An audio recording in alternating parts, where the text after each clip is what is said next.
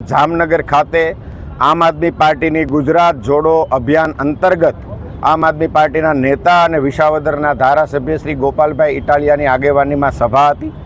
આ સભામાં કોંગ્રેસના જામનગર મહાનગરપાલિકાના ઘણા બધા નગરસેવકો આમ આદમી પાર્ટીની વિચારધારાથી પ્રેરિત થઈને જોડાવા જઈ રહ્યા હતા। એ દરમિયાન ચાલુ સભા દરમિયાન કોંગ્રેસના એક કાર્યકર્તાએ બૂટ ફેંકી અને લોકશાહીને લજવવાનો જે પ્રયાસ કર્યો છે, આમ આદમી પાર્ટી એનો વિરોધ કરે છે। આમ આદમી પાર્ટીએ જે તપાસ કરી, તપાસમાં સામે આવ્યું કે ભાજપના એક ધારાસભ્યના ઈશારે કોંગ્રેસના કાર્યકર્તાએ આખું કૃત્ય કરેલું છે। એટલે કે ભાજપ અને કોંગ્રેસ બે મળી આમ આદમી પાર્ટી સામે લડે છે।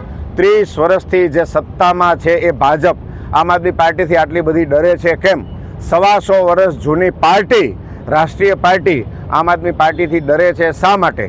ગુજરાતની અંદર આમ આદમી પાર્ટીની વધતી લોકપ્રિયતાના કારણે ભાજપ અને કોંગ્રેસ બંને ડઘાઈ ગયા છે અને ડઘાવાના કારણે આમ આદમી પાર્ટી જે આગળ વધી રહી છે, લોકપ્રિયતા પ્રાપ્ત કરી રહી છે, લોકોની પસંદગી બની રહી છે, ત્યારે એમને ખાળવા માટે, એમને હલકી બતાવવા માટે આ પ્રકારના કૃત્યો થઈ રહ્યા છે।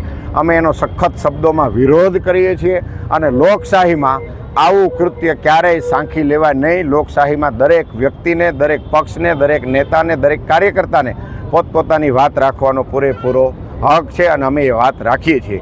ભાજપી કડદા પાર્ટીને એમ છે કે અમે આવા ષડયંત્ર કૃત્ય કરીશું તો આમ આદમી પાર્ટી ડરી જશે। આમ આદમી પાર્ટીના તમામ સૈનિકો છે, નેતાઓ છે, કાર્યકર્તાઓ છે, કોઈ પણ કાળે આવા કૃત્યોથી ડરવાના નથી। ભાજપી કડદા પાર્ટીના આ કુશાસનમાંથી ગુજરાતને મુક્ત કરાવવાની નેમ સાથે અમે નીકળ્યા છીએ અને એ બાબતે અમે સંપૂર્ણ સફળ થઈશું અને ભાજપી કડદા પાર્ટીના કુશાસનમાંથી ગુજરાતને મુક્ત કરીને જ રહીશું।